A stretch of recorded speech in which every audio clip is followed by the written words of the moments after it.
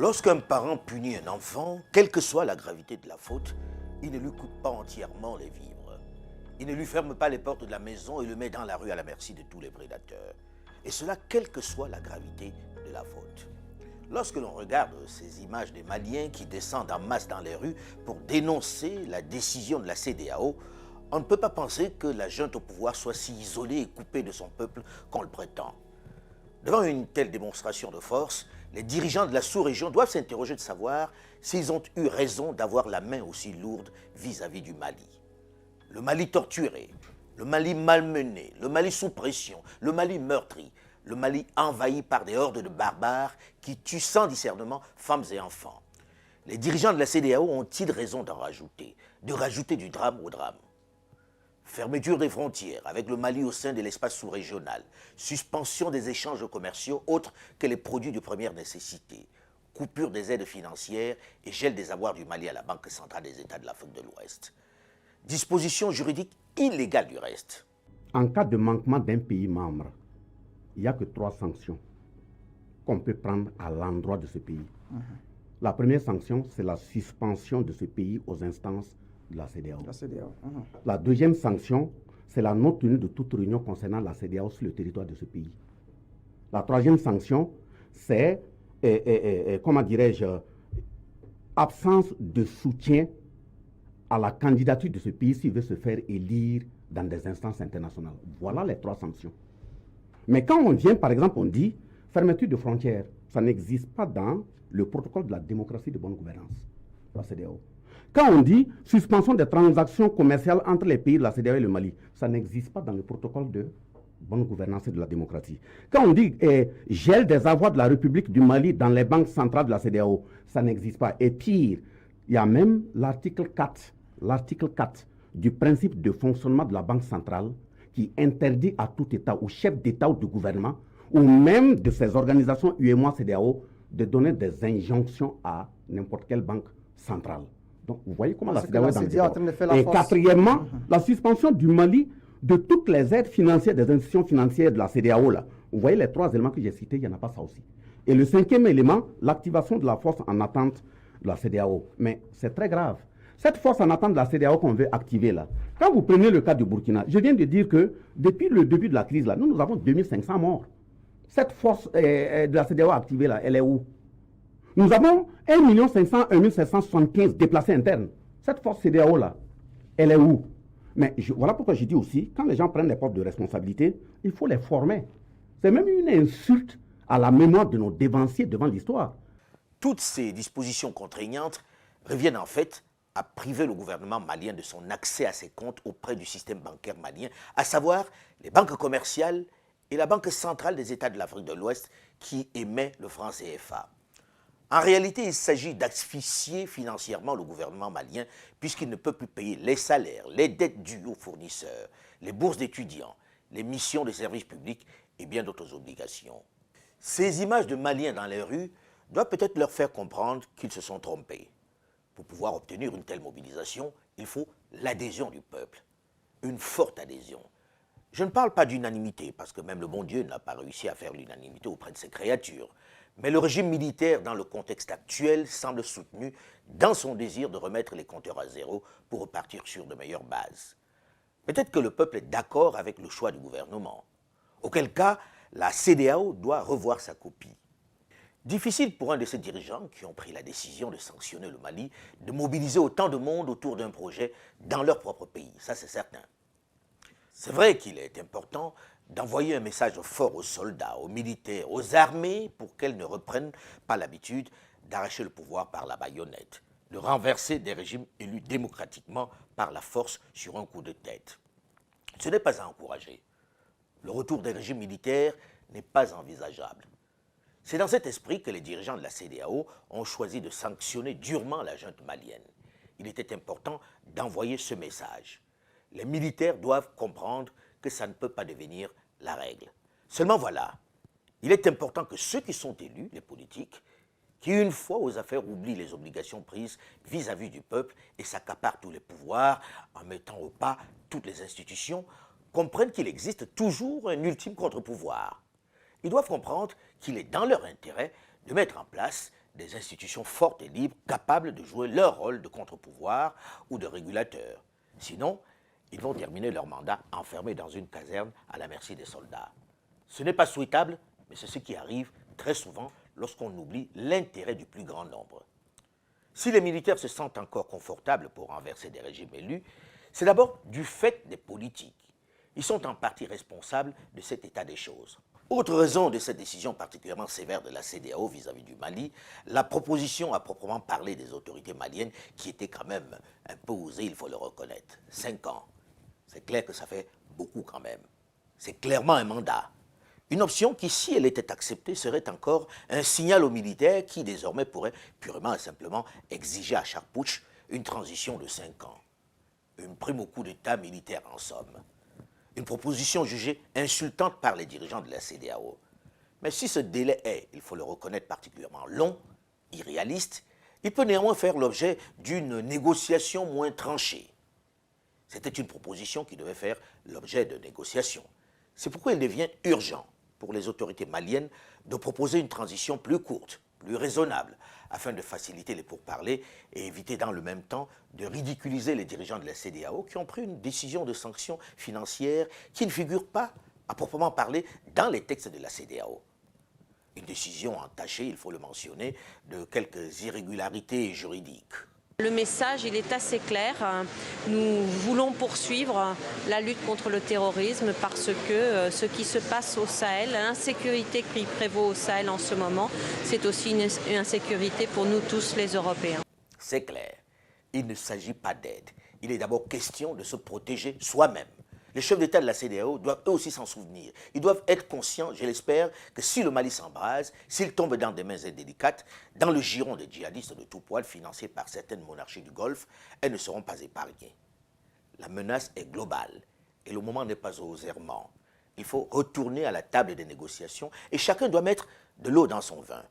Surtout que les appétits des grandes puissances sont très aiguisés et que la pression qu'elles exercent sur les autorités maliennes pour conserver leur influence sur le territoire est déjà assez difficile à gérer.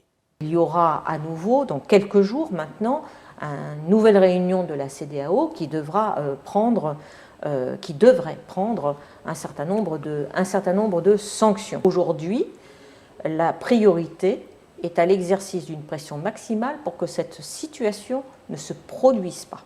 Donc tous nos efforts sont orientés pour empêcher que cette menace, qui est brandie depuis des semaines et des semaines maintenant, eh bien, ne se matérialise pas. D'où l'importance, comme je le disais, des décisions qui pourraient être prises par la CEDEAO, d'où l'importance du fait que d'ores et déjà l'Union européenne a pris des décisions sur le fait de retenir de l'aide budgétaire qui était destinée à ce pays, a décidé de mettre en place la base pour un régime de sanctions qui concernerait d'une part ceux qui entravent le processus de transition démocratique au Mali et d'autre part qui permettent de prendre des sanctions contre la société Wagner. Ces propos où la ministre française des Armées parlait déjà des sanctions de la CEDEAO sur le Mali tenues en marge du sommet de Dakar sur la sécurité, c'est-à-dire quelques semaines avant le sommet de la CEDEAO d'Accra, où vont justement être prises ces mesures particulièrement lourdes contre le Mali, sont ceux qui confortent la plupart des Africains dans l'idée que ces sanctions ont été prises sous la forte pression de Paris et que la question russe, la présence de Wagner, n'y est pas étrangère. Nous ferons tout ce qui est nécessaire pour prévenir les menaces contre l'État et l'intégrité territoriale du Mali. Chaque fois que le Mali a été dans des situations difficiles, depuis notre indépendance, la Russie a toujours été avec nous. Aujourd'hui, nous sommes dans une situation difficile et nous nous tournons encore vers cet ami pour qu'il puisse nous aider à sortir. Ça aussi, c'est une leçon d'histoire qu'il faut rappeler aux partenaires. Encore une guerre d'influence entre les Français qui pèsent de tout leur poids pour empêcher les Russes de s'installer à table et les Turcs qui manifestent eux aussi leur désir de jouer un rôle dans ce cadre stratégique. L'Afrique doit comprendre qu'elle doit rester unie, soudée face à cette nouvelle conquête, face à ce néocolonialisme qui amène certains à vouloir imposer leur option, même si elle ne marche pas. Après avoir discuté avec certains dirigeants qui étaient à Accra, au Ghana, au moment où a été prise cette décision de sanctions, et qui me font comprendre que la question russe n'a pas influencé leur décision, il apparaît aussi clair que le message le plus fort, le plus déterminant, était d'éviter la contagion et de couper l'herbe sous les pieds des officiers qui seraient inspirés par le modèle malien. notamment au Burkina Faso, où le président Roch-Marc Christian Kaboré est en équilibre instable, puisque l'armée burkinabé, face à la multiplication des attaques, face au manque de résultats dans la guerre contre le terrorisme, semble de plus en plus tentée par le modèle malien et guinéen. Elle manifestait de plus en plus de velléités de sédition. Pour preuve, cette nuit du 22 au 23 janvier 2022, des tirs sporadiques ont encore été entendus. Le président Roch-Marc Christian Kaboré n'a pas été directement inquiété, contrairement à ce qui a été dit dans un premier temps, mais ceci procède d'un climat délétère. Certains n'hésitaient pas à parler de l'exemple malien où depuis quelque temps, les attaques ont considérablement diminué et où les résultats contre les mouvements terroristes semblent meilleurs. Je ne dis pas que ce soit le succès, mais les choses semblent avoir considérablement changé, il faut le reconnaître. Les Guinéens sont descendus massivement dans la rue en septembre dernier pour saluer l'arrivée des militaires. Ils continuent de bénéficier d'un soutien populaire. Tout ceci pose avec acuité la question même du principe démocratique dans nos États. Le principe démocratique qui a été confisqué par un certain nombre de politiques et auquel les jeunes croient de moins en moins. Le principe démocratique qui est devenu comme une religion. Il faut à tout prix aller aux élections. Et quand on regarde ces élections, elles n'apportent pas la stabilité pour autant, elles n'apportent pas la paix pour autant, elles n'apportent pas le développement qui doit être la priorité pour vous jeunes. On a le droit de s'interroger quand même, la vérité est têtue. Ces militaires au pouvoir à Bamako, que proposent-ils en réalité? De remettre les choses à plat, d'en finir avec le fétichisme des élections à tout prix et n'importe comment. Lorsque l'on regarde l'histoire récente du Mali, où deux présidents, pourtant bien élus, ont été renversés avec l'appui de la rue et de certains lobbies, on se demande s'il faut continuer ainsi, s'il faut s'obstiner et recommencer comme s'il ne s'était rien passé et organiser des élections tous les 1 ou 2 ans au gré des renversements des régimes. Peut-être faut-il d'abord prendre le temps de solder le passif. Peut-être faut-il tout remettre à plat avant d'envisager un nouveau cycle démocratique. C'est peut-être en cela que les assises nationales maliennes avaient un sens, à condition qu'elles soient inclusives. Mais il faut reconnaître, 5 ans, ça fait beaucoup. 5 ans, c'est un mandat. Et donner le signal de 5 ans à des militaires, c'est leur dire, vous prenez les armes, vous pouvez rester 5 ans. Alors, puisque la CEDEAO dit ne pas être sous pression des Européens, notamment de la France, et que la question de la présence russe ne lui a même pas effleuré l'esprit, puisqu'elle affirme avoir pris en conscience sa décision de sanctionner, peut-être que le moment est venu de s'asseoir à nouveau avec la junte pour envisager une période plus courte, plus raisonnable, plus réaliste. Tout dépendra des propositions concrètes. Le linge sale se lave en famille. La CEDEAO doit faire son autocritique. Elle doit éviter de se ridiculiser en outrepassant ses prérogatives comme elle l'a fait en adoptant de telles sanctions. Si la CEDEAO, qui sur ce coup a perdu le soutien du peuple, doit revoir sa copie, c'est certain, il faudrait dans le même temps que le régime militaire accepte de faire rentrer les civils dans ce processus. Ça ne saurait être la transition des seuls militaires. La solution à la crise malienne doit d'abord être malienne et africaine en plus. C'est ça la boussole. Tous les autres acteurs ont des agendas et des intérêts qui sont les leurs et ils ne sauraient imposer leurs plans. Ils sont des partenaires. Ils ne sont pas plus soucieux du pays que les Maliens eux-mêmes. Toutefois, je ne résiste pas à la tentation d'inviter la plupart d'entre nous à modifier, à faire évoluer notre perception du militaire. Elle ne peut pas rester celle du gaillard sans cerveau, au QI particulièrement bas, juste bon à obéir aux instructions, à faire le coup de force, juste bon à faire la guerre, la brute épaisse en somme. C'est un peu sommaire comme perception. Ça fait trop cliché lorsque l'on sait qu'ils sortent désormais des mêmes écoles que leurs camarades occidentaux. Ils suivent la même formation. Et ça fait mal à certains intellectuels de le reconnaître, mais les grands changements auxquels on a assisté dans quelques nations africaines sont souvent venus du fait des militaires. Tous dressent une couronne à Jerry Rawlings du Ghana et reconnaissent qu'il est le père de la démocratie ghanéenne. Il était pourtant un militaire putschiste. Thomas Sankara, que l'on célèbre, était également un putschiste militaire. Mathieu Kérékou, qui a permis la transition démocratique au Bénin, était également un militaire.